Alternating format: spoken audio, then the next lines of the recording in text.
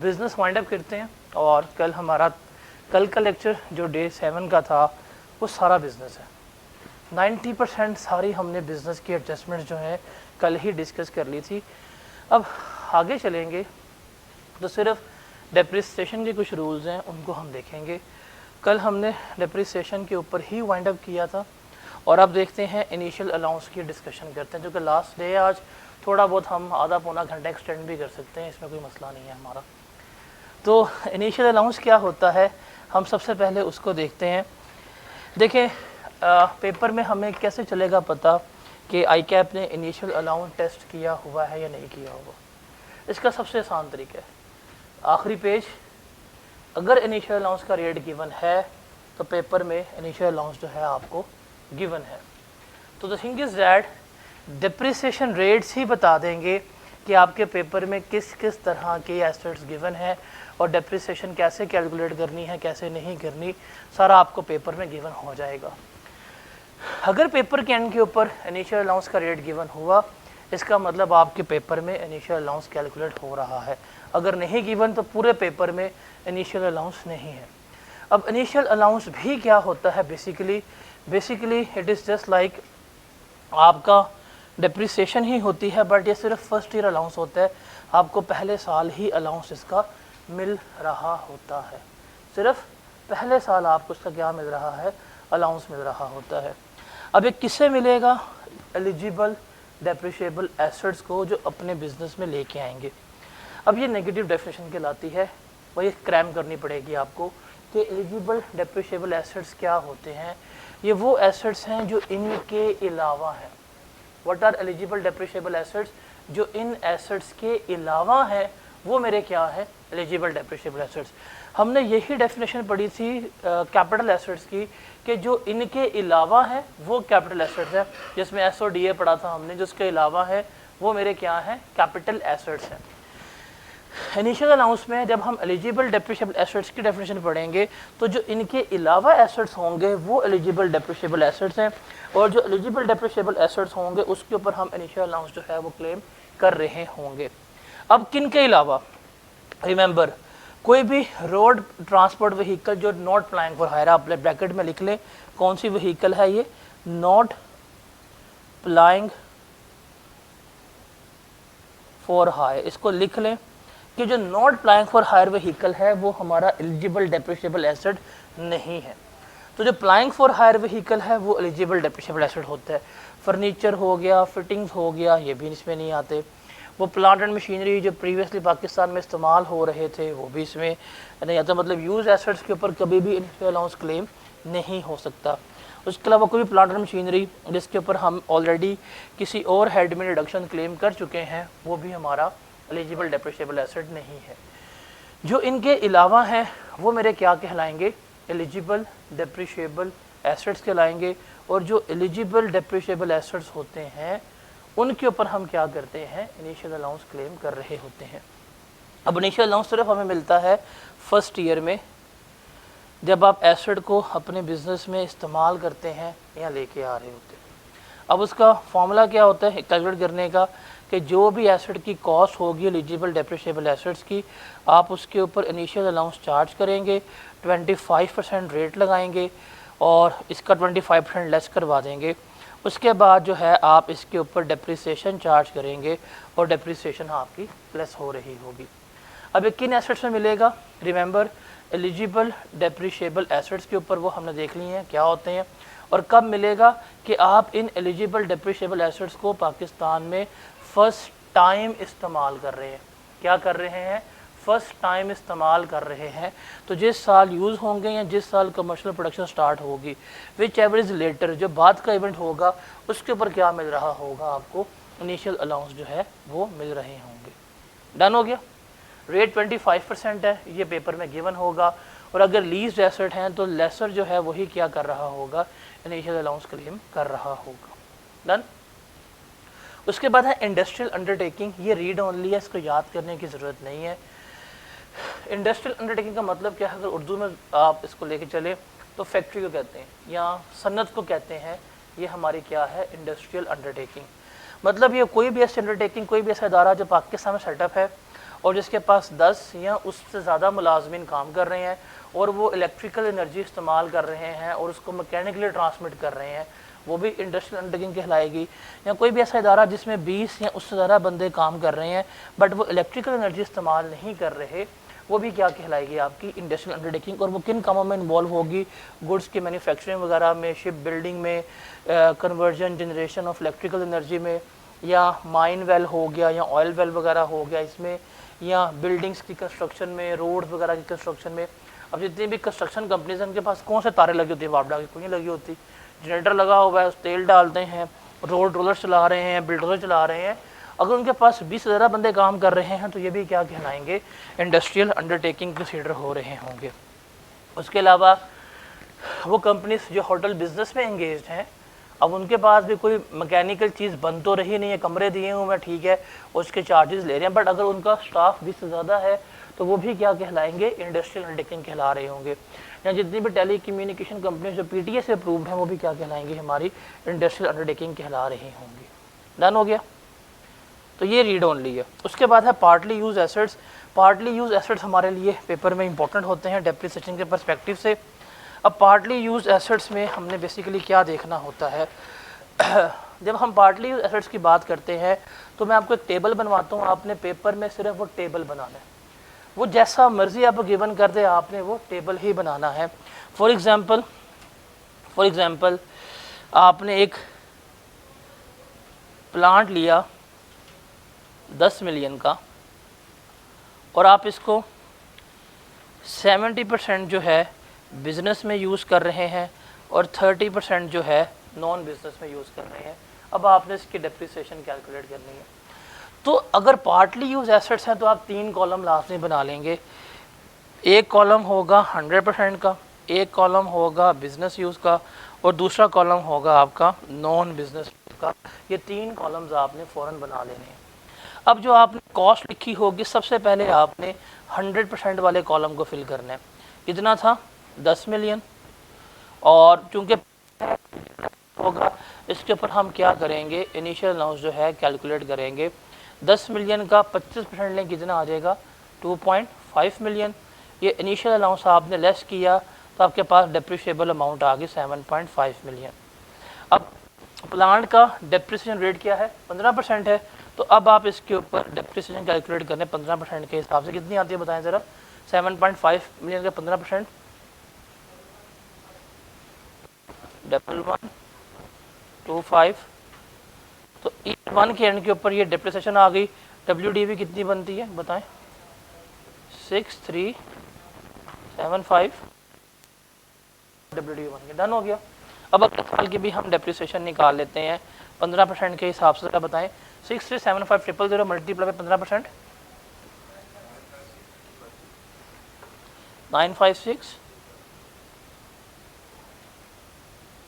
WDV कितनी आती है, डन हो गया। एक और साल की आप डेप्रिसिएशन निकाल लें 15% के हिसाब से, कितनी बनेगी, लेस करवाएं। WDV कितनी आती है,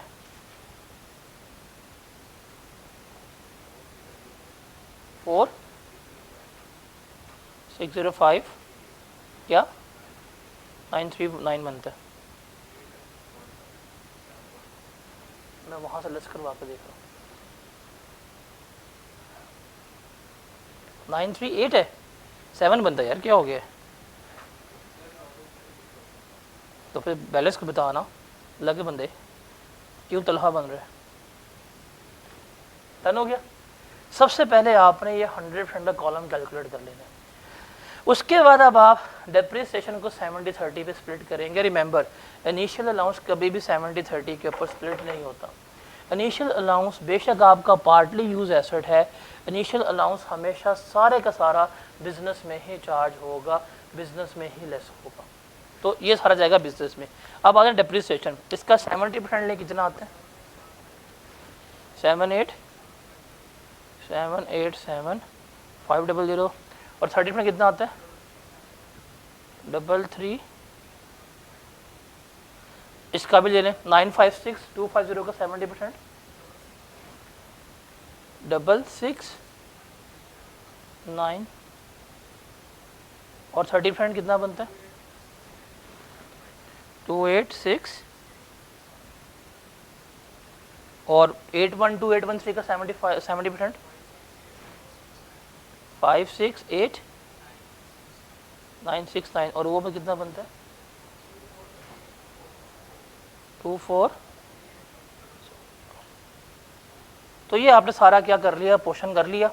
अब ये जो 70% वाला है ये आपको बिजनेस में क्या होगा एक्सपेंस अलाउ होगा।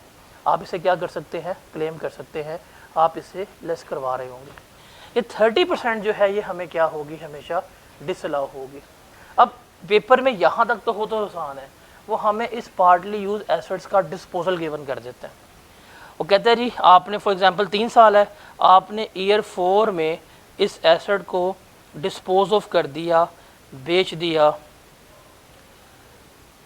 5.5 मिलियन का, ठीक है। तो अब इसमें से हम लेस करवाएंगे WDV। WDV आपने ये निकाली हुई है 100% के ऊपर, डैट इज़ 4605937। उसके बाद ये जो डिसअलाउड डेप्रिसिएशन है जो आप क्लेम नहीं कर पाए थे इसको भी लेस करवाना। ज़रा जमा करें कितनी बनती है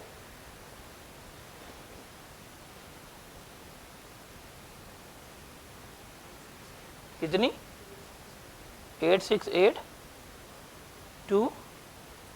तो अब बताएं क्या गेन है क्या लॉस है।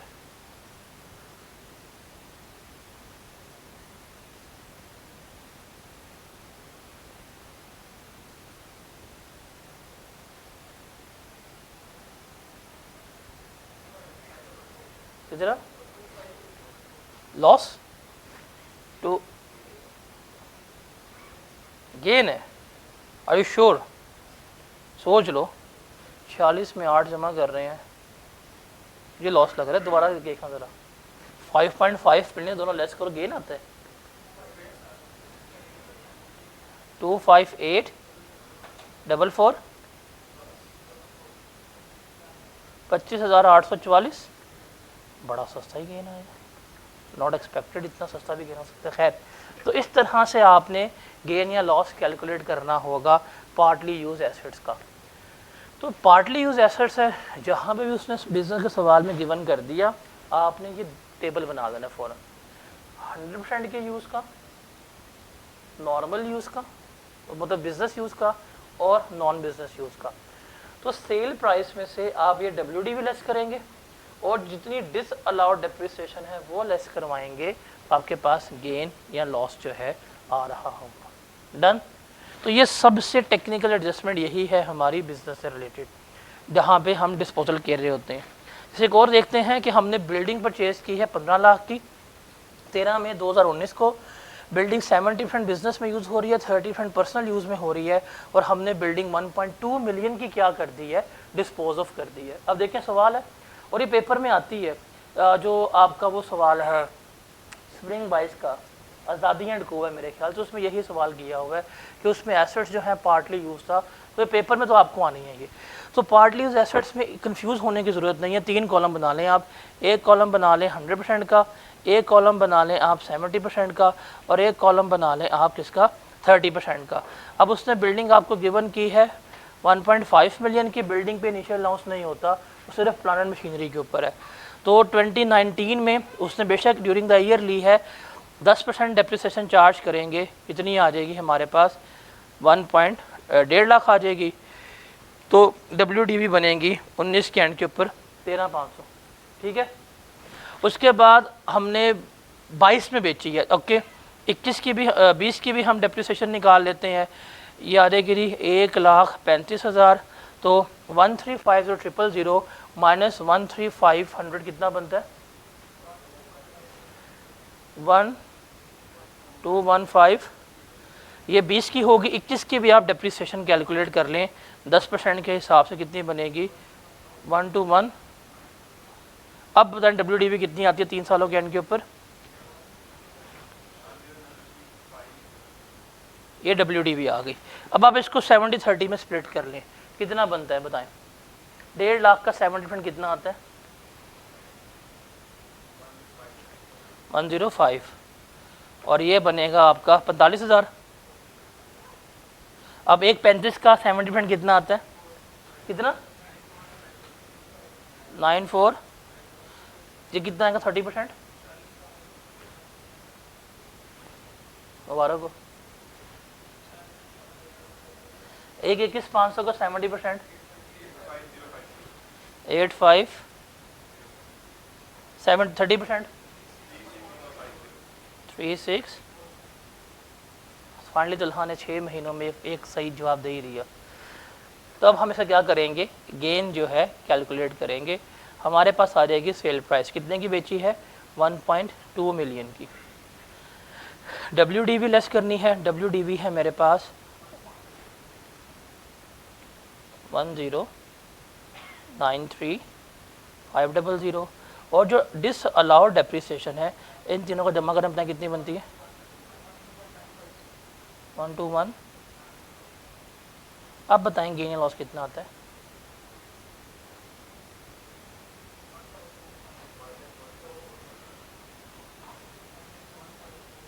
ये हमें क्या होगा,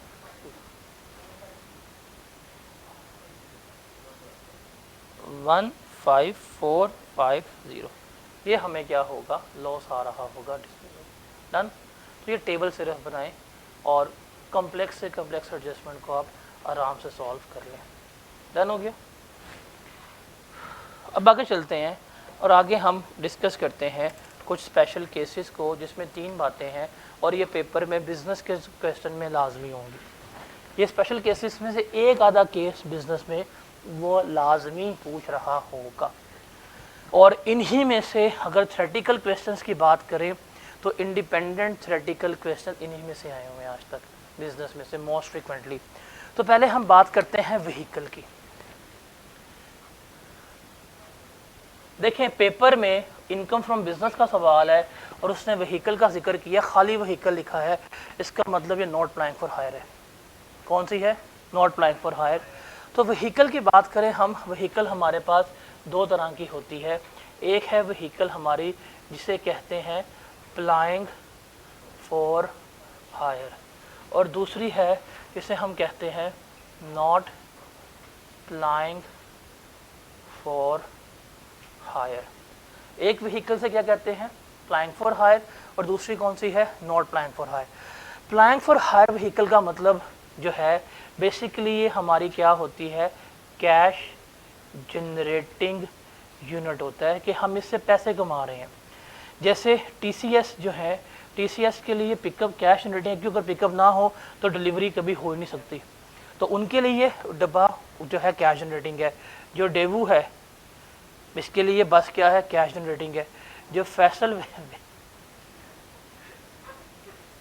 वड़ैश त्यारा,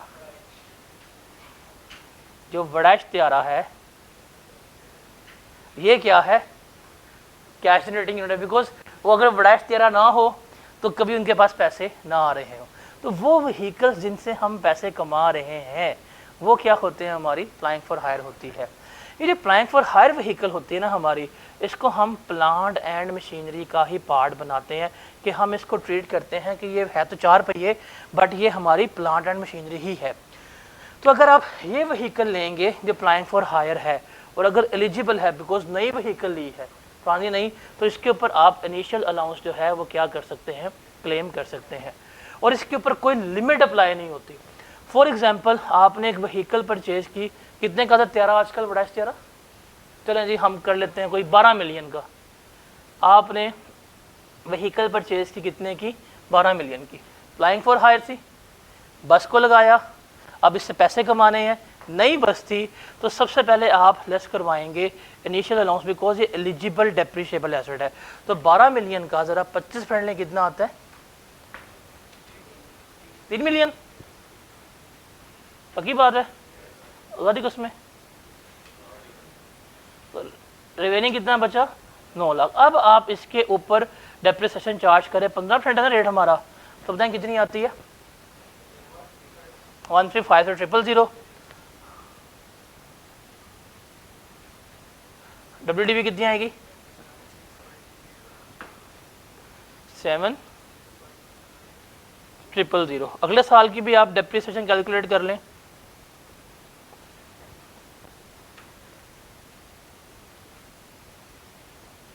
और कर लो, वो हाथों पे गिन रहा है, और भाई चेक करो, वो बेचारा हाथों पे गिन रहा है।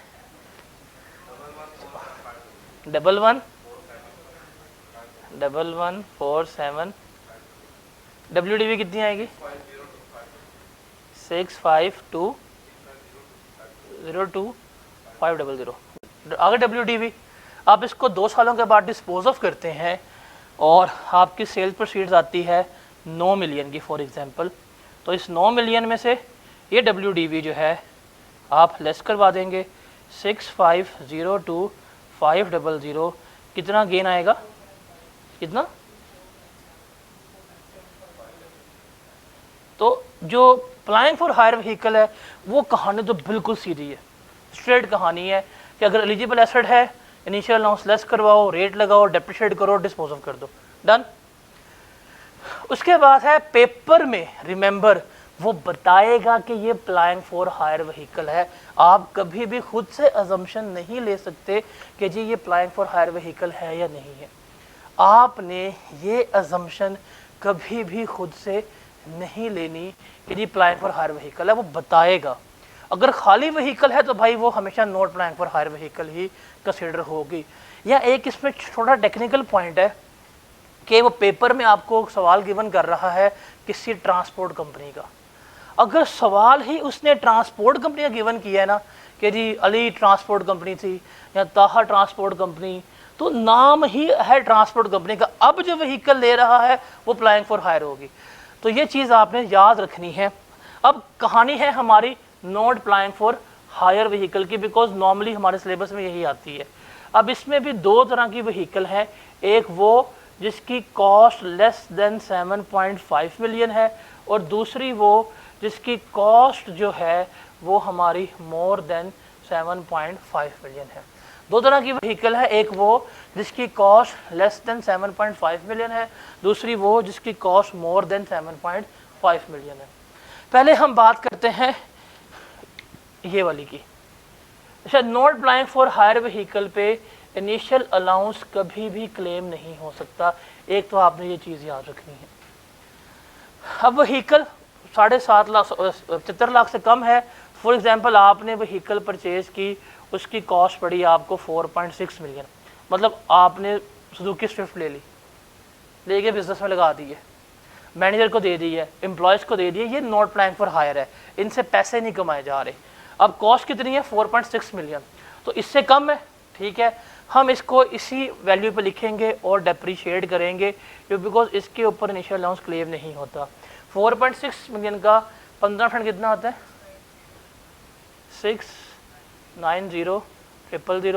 WDV कितनी आएगी? अगले साल की भी कर डेप्रिसिएशन 586,500। WDV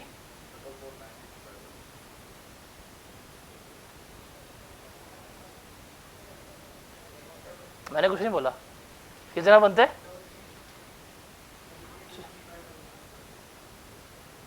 ये WDV डन हो गया। आप इसको कल को बेच देते हैं। 2 सालों के बाद स्विफ्ट आपकी बिकती है फॉर एग्जांपल 4.2 मिलियन की, ये सेल प्राइस आ गई, एक्सीडेंटल थी ना।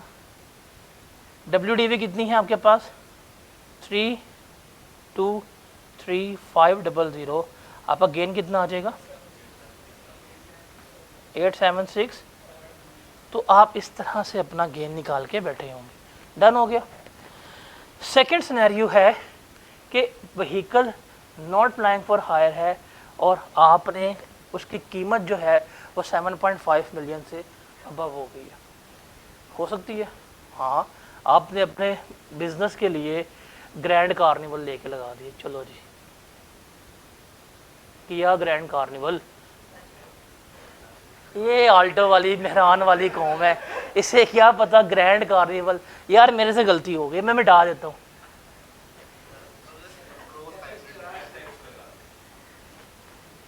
वो कौन से फॉक्सवैगन बीटल वो लगा देते हैं यहाँ पे। तो कोई भी व्हीकल है आपने 7.5 मिलियन से अबव है, बिजनेस में ला के लगा दी है। मेरे पास भी जी वैगन आर है। तो फॉर एग्जांपल आपने व्हीकल ली, उसकी कॉस्ट जो है वो कितनी थी, 8.8 मिलियन की आपने व्हीकल ले ली। डन। बिजनेस में लाके व्हीकल को रिकॉर्ड किया, डेप्रिसिएशन चार्ज की, टैक्स वाले देंगे भैया ये कितनी की व्हीकल ली है जी, 8.8 मिलियन की, तो दिमाग ख़राब है। बिकॉज ये व्हीकल आपकी नॉट प्लाइंग फॉर हायर है, और नॉट प्लाइंग फॉर हायर में हमने क्लियरली कह दिया है कि आपकी कॉस्ट अगर 7.5 मिलियन से अबव हो, आप इसको कभी भी ओरिजिनल कॉस्ट पर रिकॉर्ड नहीं करेंगे, बल्कि आप इसको रिकॉर्ड करेंगे रिस्ट्रिक्टेड कॉस्ट के ऊपर, और रिस्ट्रिक्टेड कॉस्ट कितनी है उसकी, 7.5 मिलियन। अब आपने व्हीकल 8.8 की ली थी, बट बुक्स में कितने की रिकॉर्ड होगी, 7.5 मिलियन। स्वीट बेकर्स सवाल है ऑटम दाइज का, उसमें मैं अपनी पर्सनल व्हीकल बिजनेस में लगाती हूँ जिसकी वैल्यू 8.8 मिलियन होती है, तो वो applying for not applying for hire vehicle इस केस में रिकॉर्ड होती है। हालांकि हम बिजनेस में भी पढ़ेंगे जाके कि जिस दिन आप एसेट को ट्रांसफर करते हैं, हम कैपिटल में पढ़ के भी आए हैं कि फेयर मार्केट वैल्यू ही आपकी कॉस्ट होती है, but that was the question जहाँ पे हमने फेयर मार्केट वैल्यू कॉस्ट नहीं एज्यूम किया था, हमने किसको एज्यूम किया था, रिस्ट्रिक्टेड कॉस्ट को। बिकॉज अगर 7.5 मिलियन से अबव गाड़ी है किस पे रिकॉर्ड होगी, वो 7.5 मिलियन पे। अब हम इसके ऊपर इसको डेप्रिशिएट करेंगे, रेट लगाएंगे 15%, कितना आ जाएगा, 11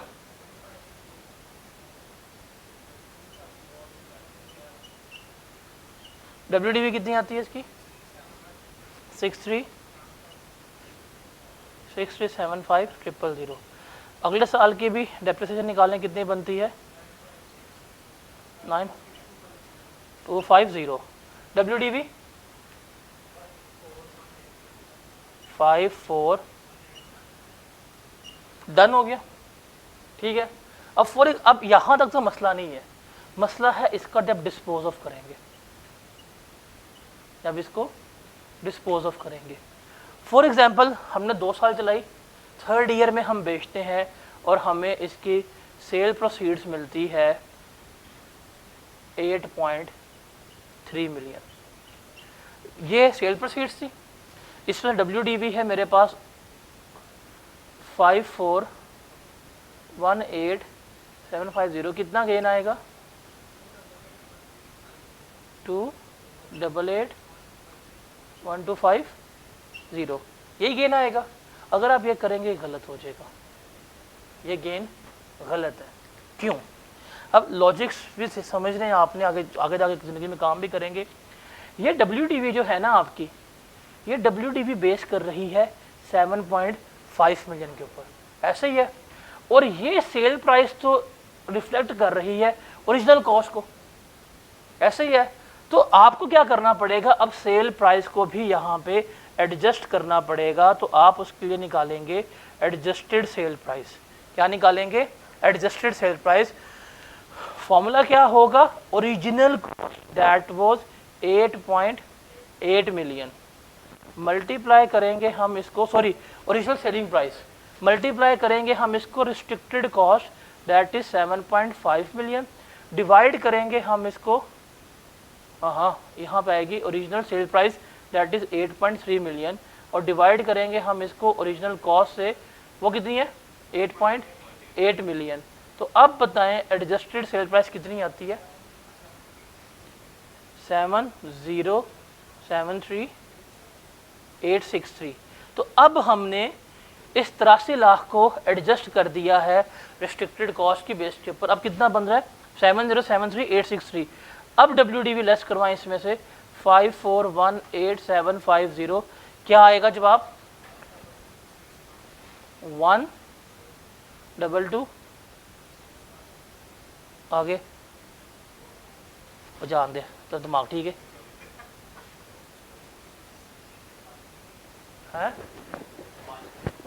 इसने क्यों भेज दो। और भाई 7073863 से 54187 की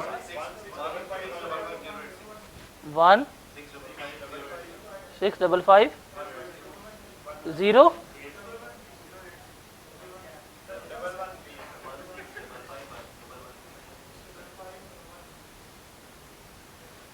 तो ये गेन आपका आ रहा होगा। डन। अब आप देखें अगर आप इस तरह करते कितना गेन था, 2.8 मिलियन, यहाँ पे कितना गेन है 1.6 मिलियन। गेन कम हुआ, टैक्स भी कम होगा। तो रिस्ट्रिक्टेड कॉस्ट में आपने सिर्फ क्या करनी होती है, सेल प्राइस एडजस्ट करनी होती है।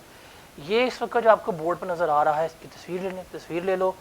ये व्हीकल का सारे सिनेरियोज हैं। अप्लाइंग फॉर हायर में initial allowance, not applying for hire, cost less than 7.5 million. मैं वहाँ चला जाता हूँ, तस्वीरें मेरी खींच रही हैं, और वहाँ पे अगर कॉस्ट 7.5 मिलियन से अबव हो फिर, तो ये चीज़ आपने याद रखनी है। डन हो गया। अब पेपर में सिर्फ वो अंग्रेजी घुमाएगा, आपने बस देखना है कि यार उसने अप्लाइंग फॉर हायर दिया कि नॉट अप्लाइंग फॉर हायर। अगर व्हीकल के सामने कुछ भी मेंशन नहीं है, नॉट अप्लाइंग फॉर हायर है, वर्किंग आपके सामने इसी तरह से होगी, एडजस्टेड सेल प्राइस आप इस तरह से निकालेंगे, गेन आपका इसी तरह से आ जाएगा। डन हो गया। तो बुक के ऊपर यही डिस्कस किया हुआ है कि दो तरह की व्हीकल होती हैं और हम इसको इस तरह लेके चल रहे होते हैं। Done.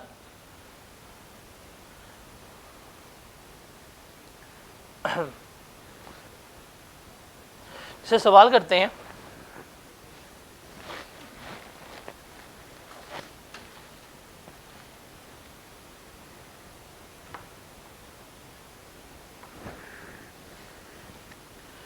So Jay-Z disposed of a car used in business on 18th May 2011 for rupees 6.3 million.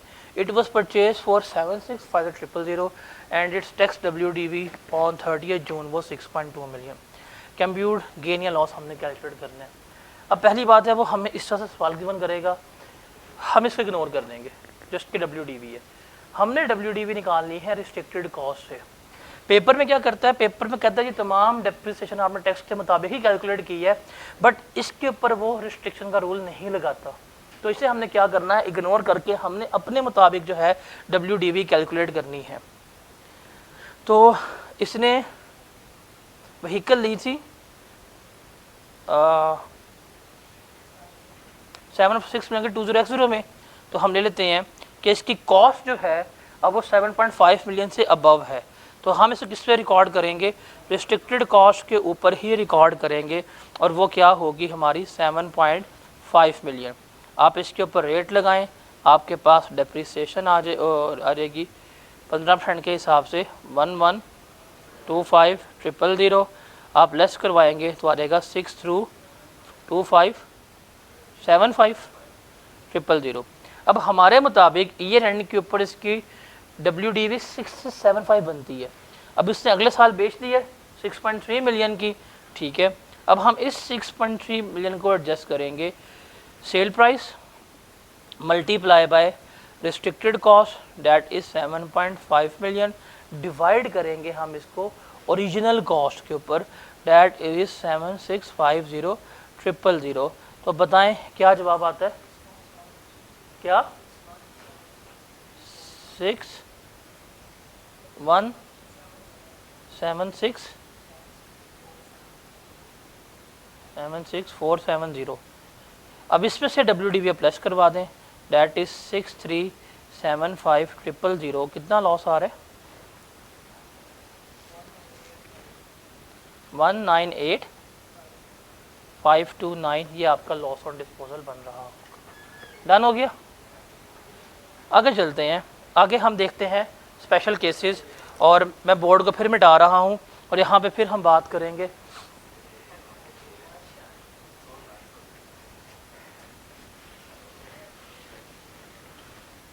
क्या कहे, यहूदी आदमी, तेरे हाथ में खून नहीं लगा गजा के बच्चों का मासूम, तेरे मुंह को तो खून लगा हुआ, यहूदी इसराइली, इसको रिपोर्ट करो यार, सबसे पहले डिपोर्ट कराओ इसको पाकिस्तान से।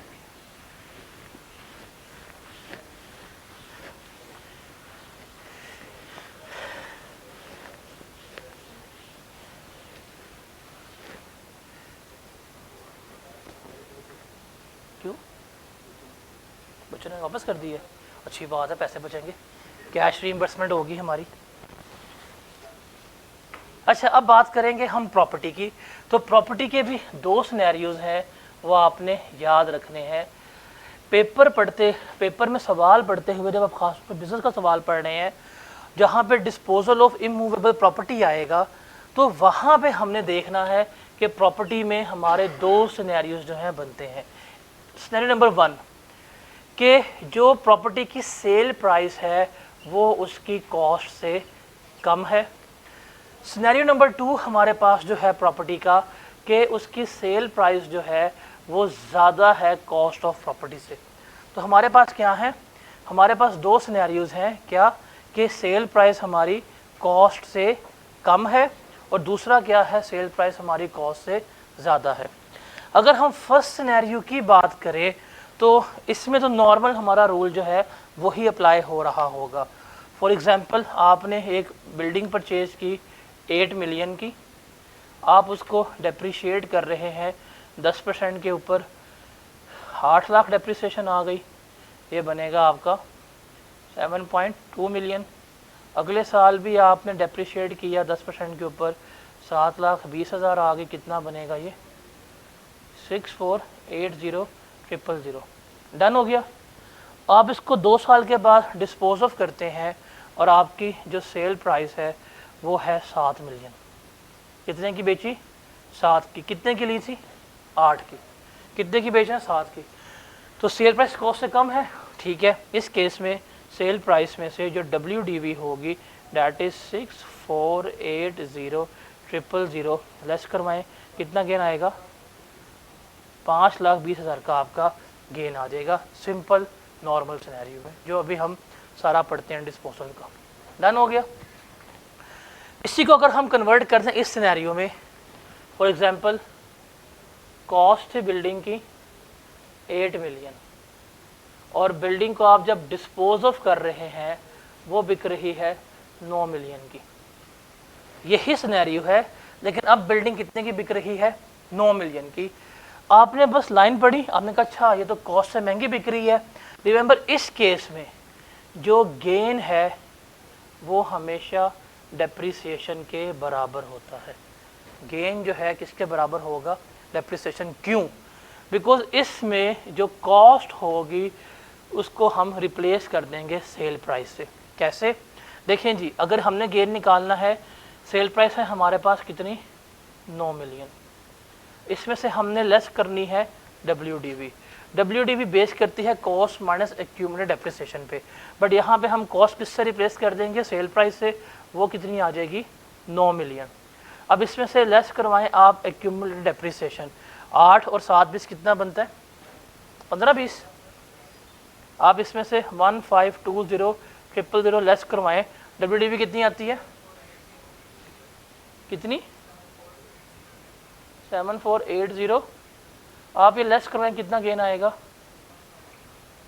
1,520,000 which is equal to accumulated depreciation. तो पेपर में याद रखिएगा कि कोई भी प्रॉपर्टी डिस्पोज ऑफ की है और इसकी सेल प्राइस कॉस्ट से ज़्यादा है तो डेप्रिसिएशन ही क्या होती है? उसकी गेन होती है। और कैलकुलेट करना हो तो बता दी आपको। डन हो गया। अब इसके साथ एक और सिनेरियो हमारा रिलेट होता है, वो है एक्सपोर्ट ऑफ एसेट्स का। वो किसका है? एक्सपोर्ट ऑफ एसेट्स का। अब एक्सपोर्ट ऑफ एसेट्स का मतलब क्या है? आपकी फैक्ट्री में पाकिस्तान में एसेट आप इस्तेमाल कर रहे हैं, आपने पाकिस्तान से बाहर भेज दिया या बेच दिया, व्हाटएवर। एक्सपोर्ट ऑफ एसेट्स में भी याद रखिएगा जो डेप्रिसिएशन है वही क्या होता है? आपका गेन होता है हमेशा से। एक्सपोर्ट ऑफ एसेट्स में जो भी आपको फेयर मार्केट वैल्यू मिलती है इररेलेवेंट है, जो भी सेल प्रोसीड्स है वो भी क्या होती है? इररेलेवेंट होती है।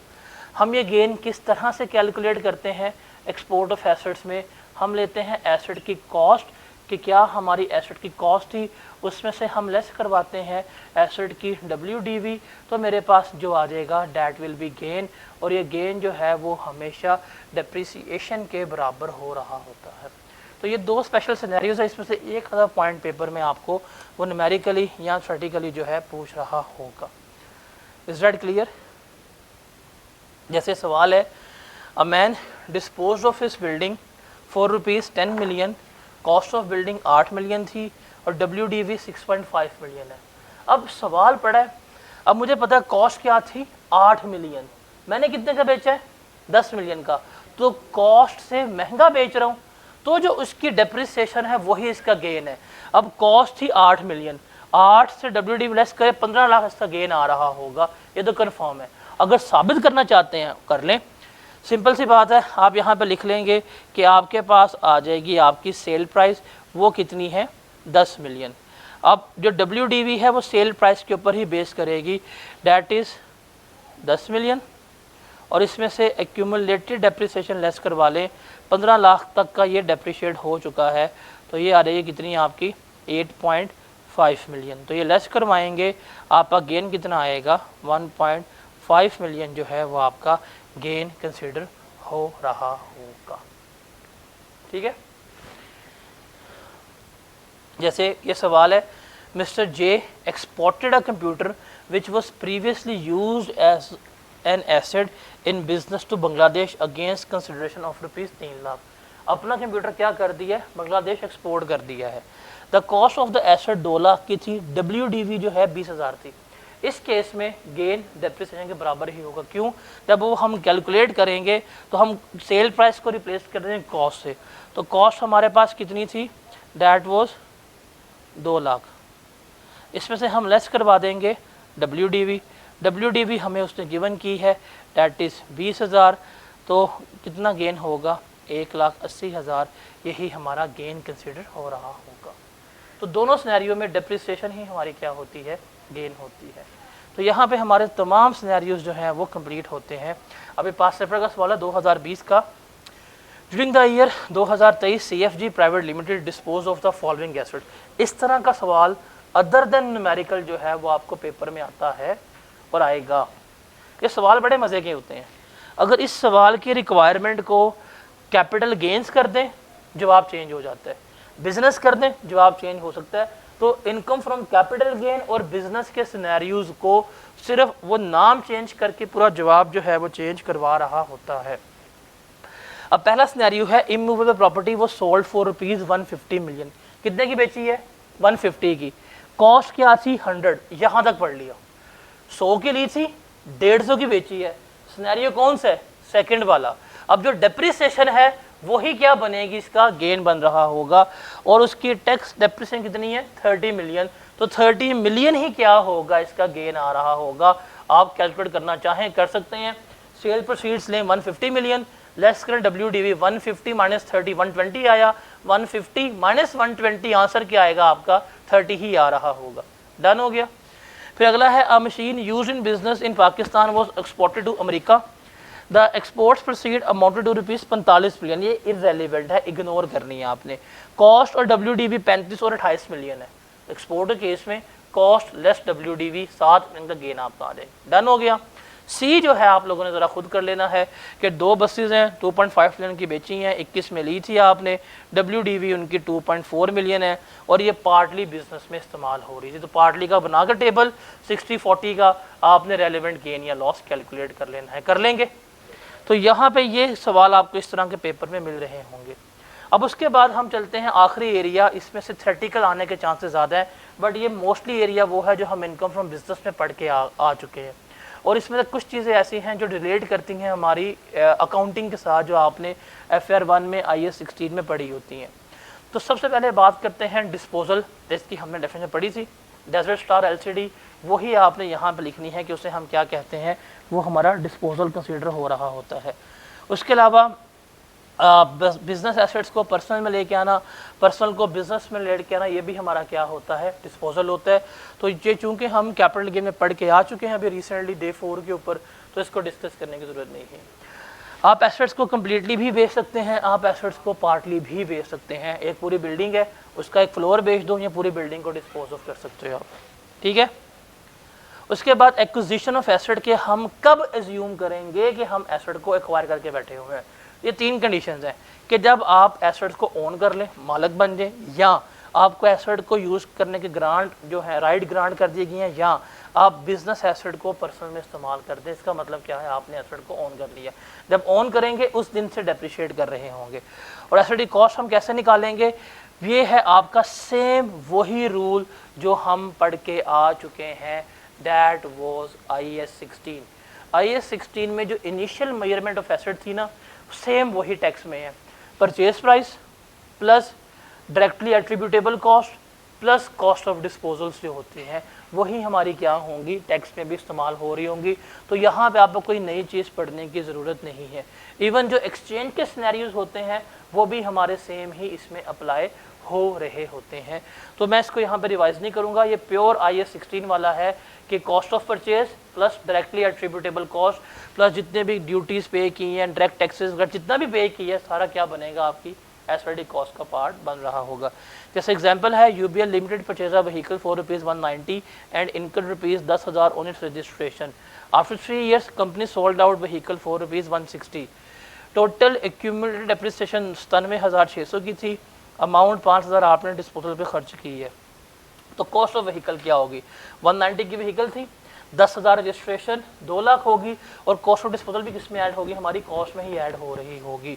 तो आप उसमें से कॉस्ट में से लेस करेंगे WDV और एक्यूमुलेटेड डेप्रिसिएशन, तो आपके पास आ गई उसका 107400 WDV। कितने की बेची है, 160 की, आपके पास गेन जो है वो आ रहा होगा। तो एक सेकंड सिनेरियो है कि आपने एक मोल्डिंग मशीन जो है परचेज़ की है, आपने प्राइस पे की है, चेक पे किया ₹1,00,000 का, that will be a part of cost. उसको प्रेजेंट लोकेशन में ट्रांसपोर्टेशन फ्रेट पे किया है, ये भी कॉस्ट का पार्ट होगा। इंस्टॉलेशन पे खर्चा किया है, ये भी कॉस्ट का पार्ट होगा। आपने एक ओल्ड मशीन भी साथ दी थी, एक्सचेंज ऑफ एसेट, जो मशीन दी थी उसकी फेयर मार्केट वैल्यू भी आपके नए एसआरडी कॉस्ट में ऐड होती है। आप ये अकाउंटिंग में IAS 16 में पढ़ के आए होते हैं, सेम हम ये भी ऐड कर रहे होंगे। फिर लोन लिया था, लोन जो है वो कभी भी एसआरडी कॉस्ट का पार्ट नहीं बनता, ये हमारा इग्नोर हो जाएगा। डन। फिर ये वाला पॉइंट अगर आप देखें तो हम ये इनकम फ्रॉम कैपिटल गेन में पढ़ के आए थे कि कोई भी एसेट परचेज करना है, खासतौर पर बिल्डिंग परचेज करनी है या प्रॉपर्टी, 5 मिलियन तक की पेमेंट जो है आपने कैश में करनी होती है। कैपिटल गेन में हमने पढ़ा था कि अगर हम 5 मिलियन से ज़्यादा की पेमेंट कैश में कर देंगे तो वो कॉस्ट से लेस होता है, पेनल्टी पड़ती है, ऐसे पढ़ के आए थे। यहाँ पे क्या होगा, यहाँ पे आपको सबसे पहले 5% तो पेनल्टी पड़नी है, जितना आपने अमाउंट पे की है 5 मिलियन से ऊपर। दूसरा, आपके एसेट की कॉस्ट जो है वो ज़ीरो ट्रीट होगी इसमें। अगर कोई बिल्डिंग थी और वो बिज़नेस की बिल्डिंग थी और आपने 5 मिलियन ज़्यादा की पेमेंट जो है कैश में कर दी है, तो अब आपके एसेट की कॉस्ट जो है वो क्या ट्रीट होगी, ज़ीरो ट्रीट होगी। आपको उस एसेट के ऊपर कोई डेप्रिसिएशन, कोई नीचे अलाउंस अलाउ नहीं होगा। और जब कल को आप बेचेंगे, सेल प्रोसीड्स, कॉस्ट है ज़ीरो, वो सारा ही क्या हो जाएगा, आपका गेन हो जाएगा। और कोई मूवेबल एसेट है, वो 1 मिलियन तक की पेमेंट जो है आप कैश में कर सकते हैं, मतलब AC जनरेटर वगैरह जो है 1 मिलियन तक कैश में पे कर दो। अगर उससे ऊपर की पेमेंट कैश में कर दी तो कॉस्ट क्या होगी, ज़ीरो, पर डेप्रिसिएशन भी क्या होगी आपकी, ज़ीरो वगैरह ज्यूम हो रही होगी। डन। उसके बाद है अगर आप एसेट को कंस्ट्रक्ट कर रहे हैं तो जो कॉस्ट अकाउंटिंग में पढ़ते हैं, डायरेक्ट मटेरियल, डायरेक्ट लेबर और ओवरहेड, वो सारे क्या होंगे आपकी एसआरडी कॉस्ट का पार्ट बन रहे होंगे। उसके बाद आगे चलते हैं हम, ये फॉरेन करेंसी, ये हमारे लिए इम्पॉर्टेंट है क्योंकि रिसेंट वो कुछ अटैम्प्ट से पेपर में फॉरेन एक्सचेंज पूछ रहा है, और अगर हमने कोई एसेट लिया फ़ॉरेन लोन लेके तो एक्सचेंज रेट फ्लक्चुएशंस चल रही होती हैं। वो जो एक्सचेंज रेट फ्लक्चुएशंस होती हैं उनको हमने किस तरह से टेकअप करना है वो हमने डिस्कस करना है। इसको सिंपल सी बात है, इसको हम यहाँ पे डिस्कस करेंगे अपनी इस एग्जांपल से समझते हैं। और ये बड़ी कम्प्रीहेंसिव एग्जांपल है कि अगर एक्सचेंज रेट चेंज हो रहा है, कम हो रहा है, ज़्यादा हो रहा है, उसका एसआरडी कॉस्ट में क्या डिफरेंस आएगा। जैसे Bill limited acquired a foreign currency loan amounting to $40,000 in the beginning of year 2010. The loan was repayable in 8 half yearly installment of $5,000. The loan was utilized for import of a plant valuing equal to the amount of loan. उसने उसी से loan से क्या ले लिया, plant import कर लिया। At time of obtaining the loan and importing the plant, dollar कितने का है, 100 का है। Company incurred following expenses with the plant.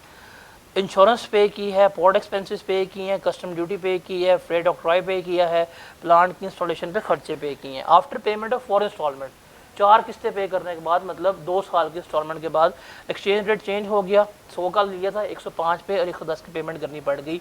हमने देखना है कि डेप्रिसिएशन क्या होगी और एक्सचेंज रेट का इम्पैक्ट क्या होगा, वो कैलकुलेट करना है। एक्सचेंज रेट को समझने के लिए इससे डिटेल एग्जाम्पल नहीं हो सकती आपके पास। देखें, अगर हम बात करते हैं 2010 की, जब आपने एसेट ख़रीदा था तो परचेज प्राइस थी आपकी $40,000, 100 का डॉलर था, कितने का पड़ा आपको, 4 मिलियन का। आपने कॉस्ट इनकर की, उसके ऊपर इंश्योरेंस फ्रीड पे किया 20,000 का, पोर्ट एक्सपेंसेस, कस्टम, इनलैंड सारा कुछ ऐड किया, कितनी कॉस्ट पड़ी आपको 4.1 मिलियन की 2010 में।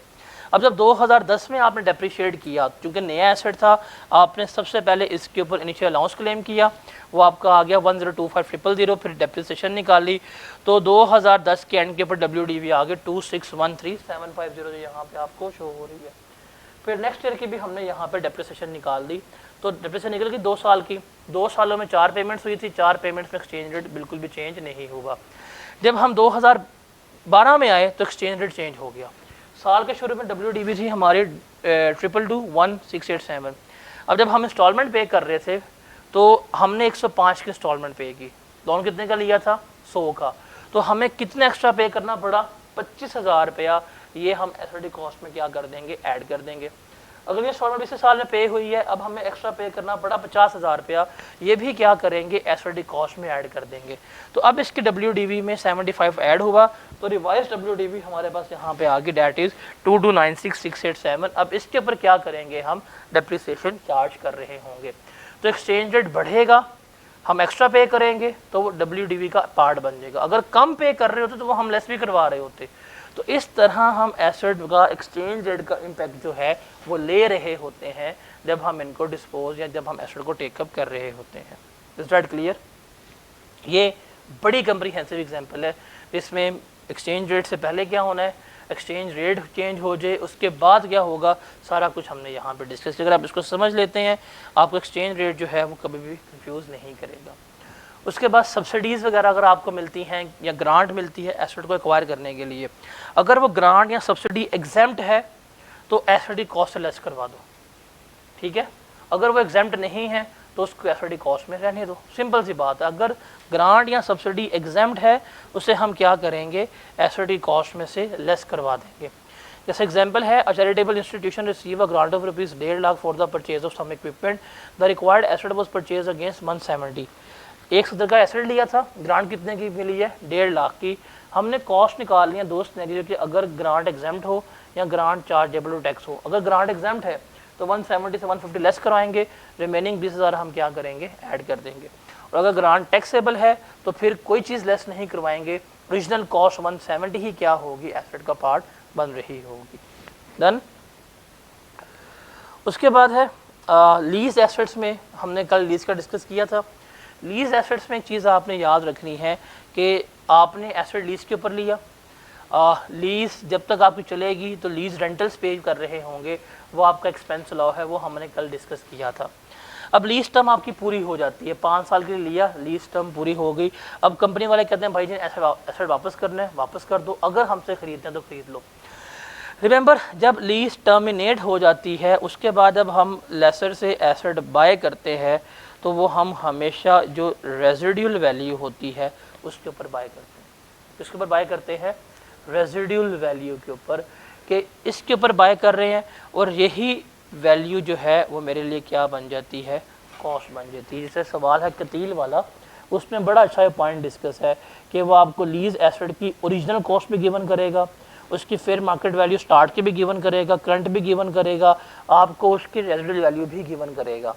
अगर आप लीज एसेट को एक्वायर कर रहे हैं तो जो आपकी बार्गेनिंग प्राइस होगी या जो भी आपकी रेजिडुअल वैल्यू है आप उसके ऊपर इसको रिकॉर्ड करेंगे और इसको डेप्रिशिएट कर रहे होंगे। और ये लीज एसेट्स के ऊपर आप इनिशियल अलाउंस क्लेम नहीं कर सकते, क्यों, बिकॉज ये पुराने एसेट होते हैं, पहले 5 साल से भी आप इस्तेमाल करते हो, आपने खरीद लिया है तो इसके ऊपर इनिशियल अलाउंस कभी भी क्लेम नहीं हो रहा होगा। उसके बाद एक कंसिडरेशन रिसीव की कुछ बातें हमने कैपिटल गेन में पढ़ी थी। ये कंसिडरेशन रिसीव हमारी क्या होती है, that was fair market value और actual price whichever is higher, वो हमारी क्या होती है, कंसिडरेशन रिसीव ट्रीट हो रही होती है। उसके बाद अगर एसेट हमारा कोई लॉस हो जाए, डिस्ट्रॉय हो जाए, तो हमें उसका इंश्योरेंस क्लेम मिलता है या हमें कोई जुडिशियल डिसीजन से पैसे मिल रहे होते हैं या कोई इंडेमनिटी या इस तरह कोई पैसे मिल रहे होते हैं, वही मेरी क्या कंसिडर होगी, कंसिडरेशन रिसीव कंसिडर हो रही होगी। अच्छा, अगर मुझे इंश्योरेंस क्लेम रिसीव हो रहा है ना, तो उसमें से जो मैंने इंश्योरेंस प्रीमियम पे किया होगा फॉर द ईयर लेस करवा दूंगा।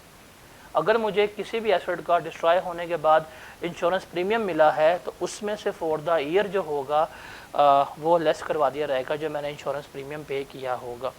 उसके अलावा लीज वाला पॉइंट हमने, उसके बाद है कि अगर आप पर्सनल एसेट को बिजनेस में लेके आते हैं तो जो उस डे के ऊपर फेयर मार्केट वैल्यू होगी वही आपके लिए क्या कंसिडर होगी, कॉस्ट कंसिडर होगी।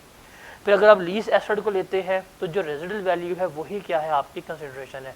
बैंक से मैंने एसेट लिया लीज खत्म होने के बाद, तो बैंक को मैं क्या पे कर रहा हूँ, रेजिडल वैल्यू पे कर रहा हूँ, तो बैंक के लिए क्या है, वही कंसिडरेशन रिसीव शीट हो रही होगी। अगर आप मल्टीपल एसेट्स बेचते हैं और आपको उनकी एक ही ट्रांजेक्शन मिल रही है, आपने 3 एसी बेचे, आपको 5 लाख रुपये मिल गया 3 एसी का, अब नहीं पता कि भाई ग्री के कितने हैं, हायरे कितने हैं, तो क्या करेंगे आप उस 5 लाख रुपए को जो इन एसी की फेयर मार्केट वैल्यू होगी उसके ऊपर क्या कर देंगे, प्रोपोर्शनेट कर रहे होंगे। उसके बाद है हमारे पास इंटेंजिबल्स। इंटेंजिबल्स में सारे रूल्स वही अप्लाई होंगे जो हम इन सारे एसेट्स में पढ़ के आ चुके हैं। अगर इंटेंजिबल्स पार्टली यूज़ हो रहे हैं, आप उनका इसी तरह टेबल बनाएंगे और आप उसको कैलकुलेट कर रहे होंगे। इंटेंजिबल्स होते क्या हैं, ये वो एसेट्स हैं जिसमें patent, secret formula, trademark, computer software, copyrights, licence, ये सारे आ रहे होते हैं। अगर इनका बेनिफिट मोर देन 1 ईयर है तो हम इन्हें क्या करेंगे, कैपिटलाइज करेंगे और हम इनको इनकी लाइफ के ऊपर क्या कर रहे होंगे, अमोर्टाइज कर रहे होंगे। डन हो गया। अच्छा, इसकी सिर्फ अमोर्टाइजेशन जो है वो आपने याद रखनी है कि रूल इसका भी वही है कि जिस साल इंटेंजिबल डिस्पोज ऑफ होंगे उस साल कोई अमोर्टाइजेशन चार्ज नहीं होगी। अलबत्ता आपने एक चीज़ देखनी होती है कि अगर इंटेंजिबल्स की लाइफ जो है वो सर्टेन है कि आपको पता है कि इंटेंजिबल्स कितने अरसे आपने इस्तेमाल करने हैं, तो आप उसको हमेशा एक्चुअल लाइफ के ऊपर अमोर्टाइज करेंगे। अगर आपको नहीं पता कि कोई इंटेंजिबल एसेट कितने साल इस्तेमाल होगा, फिर आप उसको 25 ईयर्स के ऊपर क्या करेंगे, अमोर्टाइज कर रहे होंगे। उसकी लाइफ क्या होगी, 25 साल कंसीडर हो रही होगी। फिर इन ईयर ऑफ परचेज, जब आप इंटेंजिबल्स को ख़रीद रहे हैं, जब बाय कर रहे हैं, उस साल की हमने बात करनी है। अगर ड्यूरिंग द ईयर बाय किया है तो अमोर्टाइजेशन आपकी नंबर ऑफ डेज पे कैलकुलेट होगी, मतलब cost divided by life multiply by number of days use, कितने साल इस कितने दिन इस साल चला, डिवाइडेड बाय 365। तो सिर्फ ईयर ऑफ परचेज में हम क्या करेंगे, नंबर ऑफ डेज के ऊपर इसकी अमोर्टाइजेशन चार्ज कर रहे होते हैं।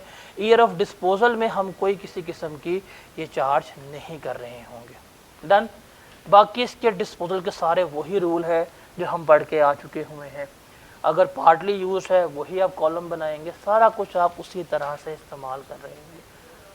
नहीं, इसमें इनिशियल अलाउंस सिर्फ प्लांट एंड मशीनरी के ऊपर होता है और ये प्लांट एंड मशीनरी के ऊपर नहीं आता। डन। उसके बाद है pre commencement expenditure. Pre commencement expenditure क्या होते हैं, जो बिजनेस स्टार्ट होने से पहले खर्चा किया, जैसे आपने कॉस्ट ऑफ फिजिबिलिटी हो गया, ट्रायल प्रोडक्शन हो गया, प्रोटोटाइप्स वगैरह बना रहे होते हैं, ये हमारे क्या होते हैं, प्री कमेंसमेंट एक्सपेंडिचर्स होते हैं। अगर आपने कोई प्री कमेंसमेंट एक्सपेंडिचर्स वगैरह इनकर किए हैं तो ये कभी भी एक्सपेंस आउट नहीं होंगे, आप इन्हें कैपिटलाइज करेंगे एसडी कॉस्ट में, मतलब ये आपके एडबैक हो जाएंगे एक्सपेंसेस, और आप इनको 20% के ऊपर क्या करेंगे, 5 साल तक अमोर्टाइज कर रहे होंगे। आपने फिजिबिलिटी कराई 5 लाख रुपए की, तो 5 लाख एक्सपेंस नहीं है, आप हर साल लाख क्या करेंगे, एक्सपेंस शो कर रहे होंगे। तो यहाँ पे हमारा इनकम फ्रॉम बिजनेस जो है वो वाइंड अप होता है। ये सारा बिजनेस था हमारा जो हमने इतना ही सीखना था, और इतना ही बिज़नेस आपको चाहिए। अगर आप इनको अच्छी तरह कर लेते हैं, मैंने आपको हर जगह पे बता दी है कि कौन कौन सी चीज़ जो है वो हमारी इंपॉर्टेंट है और कौन कौन सी चीज़ जो है वो हमने कैसे लेके चलनी है, तो आपका बिज़नेस जो है वो क्लियर हो जाता है। तो business is not a difficult, बस इसका वॉल्यूम जो है ज़्यादा है, और उस वॉल्यूम में जो चीज़ें मेन है, इंपॉर्टेंट हैं, वो चंद एक ही हैं। अगर आप कल इसको वाइंड अप करें, क्रक्स की बात करें, तो बुक्स के एंड के ऊपर न्यूमेरिकल्स वाले चैप्टर में बिज़नेस की समरी भी मौजूद है, आप इसको देखें तो इसमें मेन रूल सिर्फ सेक्शन नंबर 21 का इस्तेमाल होता है, और वो पेमेंट वाला रूल था जो हमने कल देख लिया था। बाकी इसमें छोटे मोटे रूल हैं और डेप्रिसिएशंस हैं। बिज़नेस इतना मुश्किल चैप्टर नहीं है। तो यहाँ पे हम बिज़नेस को वाइंड अप करते हैं, और अब हम स्टार्ट करते हैं लॉसेस। इसको यहाँ रोक लो, वो अगला पार्ट लॉसेस और ए पे इकट्ठा बना देना।